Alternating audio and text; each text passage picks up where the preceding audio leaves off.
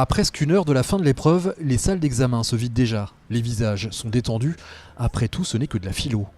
J'ai dû sortir vers 2h, au bout de 2h45, 2h50 à peu près. Et, bon, je pense que ça s'est pas trop mal passé. Enfin, après, la philo n'a jamais été mon fort, mais je pense que ça allait. Le premier sujet, c'était est-ce que l'artiste est maître de son œuvre. Le deuxième, c'était vivons-nous pour être heureux.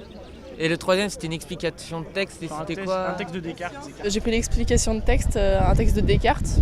C'était la comparaison entre les mathématiques et la philosophie, comme quoi la démonstration en mathématiques est beaucoup plus simple qu'en philosophie. Dans ce lycée, les 640 candidats viennent tous des filières scientifiques, plus intéressés par Pythagore que par Aristote, et sans complexe. De toute façon, comme j'avais rien révisé, donc c'était un peu chaud, quoi. La philosophie, c'est un peu ce qu'on a moins révisé et ce qu'on a un peu bâclé. Personnellement, j'ai absolument rien révisé et je pense pouvoir m'en tirer avec au minimum la moyenne. C'est pas exactement le même mode de raisonnement que les autres matières qu'on a pu faire, donc ça apporte une certaine culture, je pense, différente de la science et tout ce qu'on fait en terminale S d'habitude. Même si la culture n'a pas de prix, la philo a un coefficient 3. Pour ces matheux, le calcul est vite fait. C'est, on va dire, négligeable par rapport à la physique Coef 6 ou aux maths Coef 7.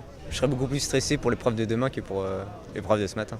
Demain, rendez-vous à 8h pour la physique-chimie, et là, la moindre erreur risque de coûter cher.